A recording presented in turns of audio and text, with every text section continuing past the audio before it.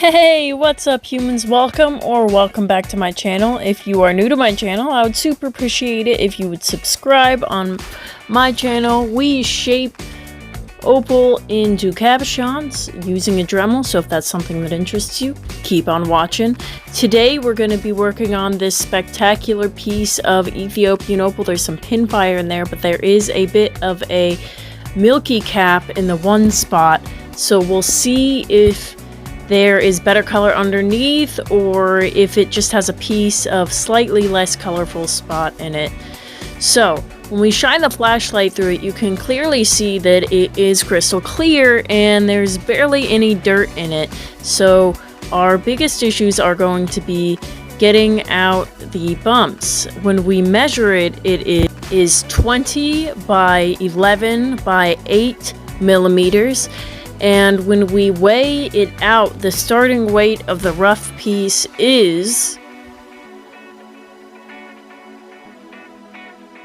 6.81 carats, so there's definitely a nice cap to be had in there. If you guys want to see how this piece of opal gets shaped and polished and turned into a beautiful gemstone using just a dremel and diamond bits, keep on watching.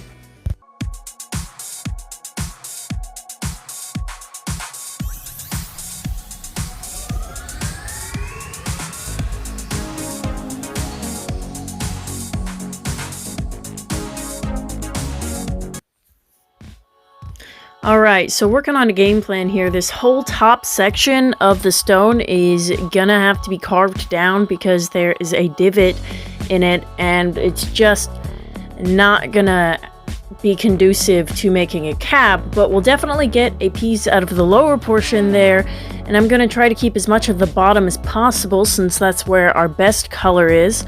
We're gonna have a bit of a low dome here, but it'll still be beautiful. I'll still be able to get a dome out of it, and hopefully we should get a cab about that size.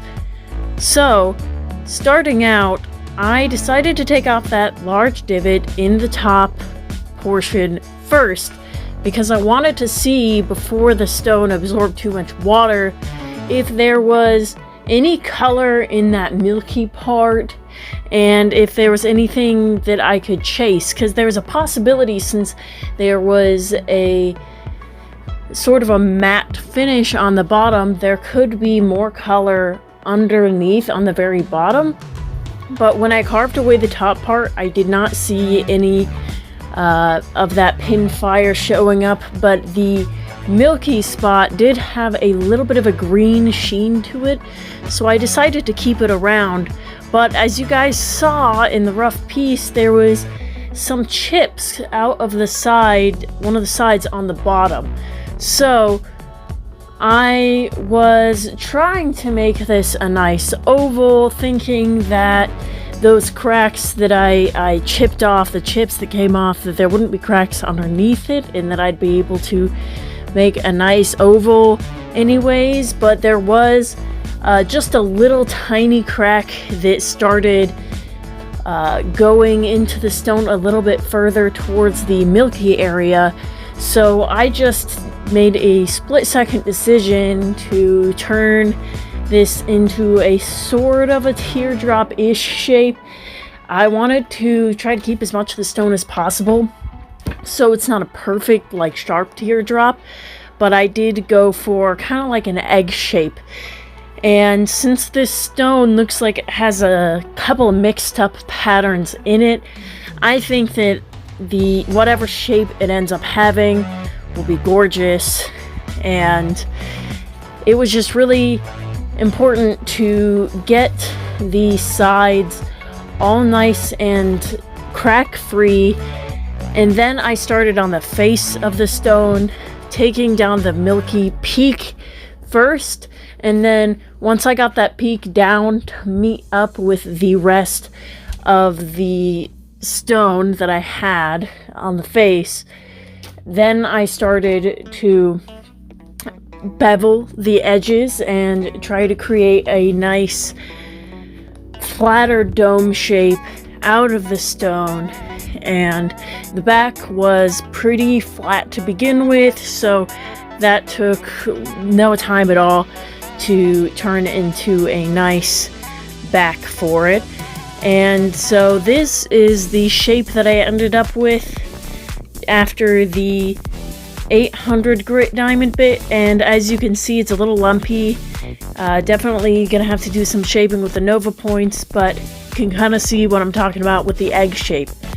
So, moving on to the Nova points, I really wanted to smooth out the sides and the face, since as you guys saw, there was a bit of a sharp edge there. So, especially on the black Nova point, I'm working on getting the lumpy, bumpy spots out, as well as kind of softening that ledge and creating a nice, smooth transition into the face and the sides, as well as making sure that the back wasn't too crooked, because there was definitely some spots that were bumpier on the face that I worked on quite a bit with the black Nova point, but the back did end up being just a touch wavy, so I was able to get out the waviness of that with the black Nova point, and then just continuing to do finer touch-ups on that shaping with the brown Nova point, since once you go to the silver Nova point, there's really not a lot of shaping left to be done there, and it's more of a polishing thing. And always wipe off your stone in between your grits to make sure that you have given it the proper polish that that bit is going to give it. Now, I was in a little bit of a rush, and I didn't get out all of the scratches before I let it dry out, and that's okay. If there's still some micro little scratches in it, you should be able to get those out with the first blue polishing paste, but only if they're really fine. Usually though, you can get out all of those fine scratches on the silver Nova point, and I did end up spending a lot of extra time trying to get those little scratches quite a bit more smoothed out before I went on to the polishing when I was working on the pink Nova point here. So, you know, some people can get a little bit spooked about drying off the stone in between, but don't worry, your stone's not going to fully dry out. You're just drying out the surface to see what finish you got. So, when it's wet here, as you can see, there is not a lot of colors that is left to us. We have a little bit of green, but you can also kind of see what the scratches I was talking about were like. And then this is it when it's totally dried out, and you can tell it's dried out because it's crystal again. So moving on to the polishing paste, these are the classic diamond lapidary pastes. I got mine from Kent's Supply, but there are other places that you can get them as well, and I spent extra time on the blue Nova point here, probably twice as much time as I normally would, to get out those little micro scratches, and then they were gone, and I was clear sailing for the rest of this polishing party, I guess you could call it. And yeah, so moving through the polishing pastes, you don't really have like scratches going on as much, so when you're drying it off in between, it's more like seeing just it looks like wetter or more polished, you know. So you can stop a little bit sooner through the grits if you're, you know, in a hurry and you want to come back and polish it later, but I do suggest going through all of the grits up to the 0.25, which in this video, for some reason, when I hit record on the 0.25 polishing paste, it didn't record, so I did use the 0.25 polishing paste, it just, I don't have footage of it.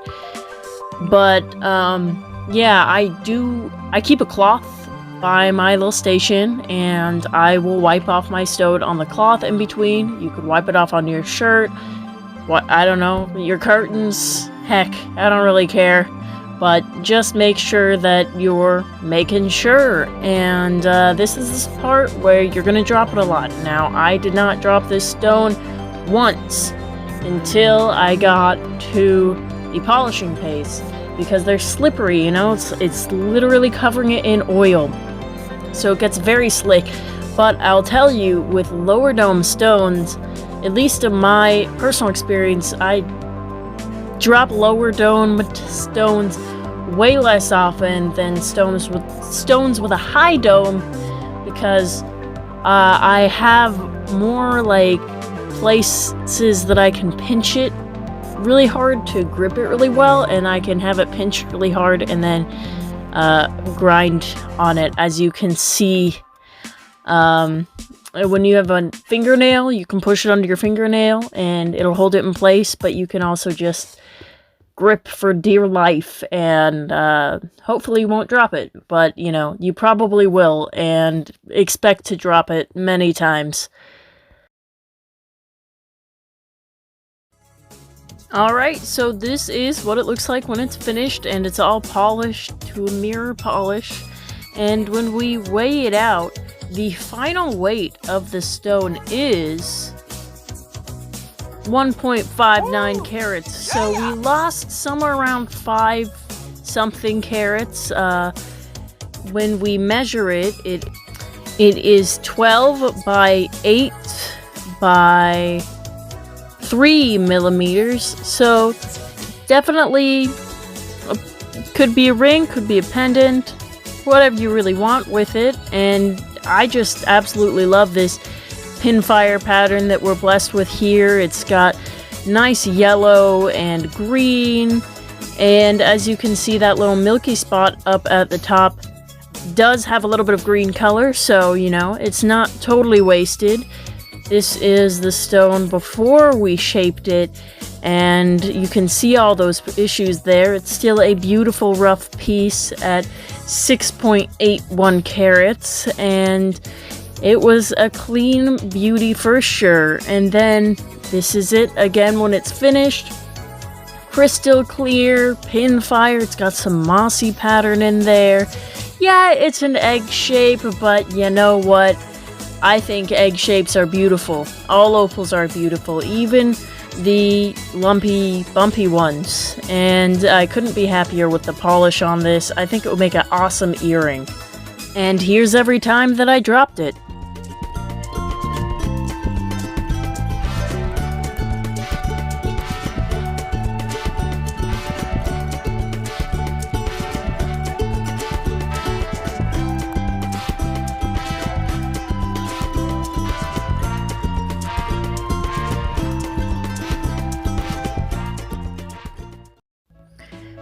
Thank you guys so much for watching. You were awesome if you've watched this far. Don't forget to like this video if you enjoyed it. It'd be super excellent if you gave me a thumbs up. Share this video with a friend if you have a friend that you want to share it with. Don't forget to subscribe if you want to be awesome like all of us. And turn on notifications, and I'll see you guys next time I make a video.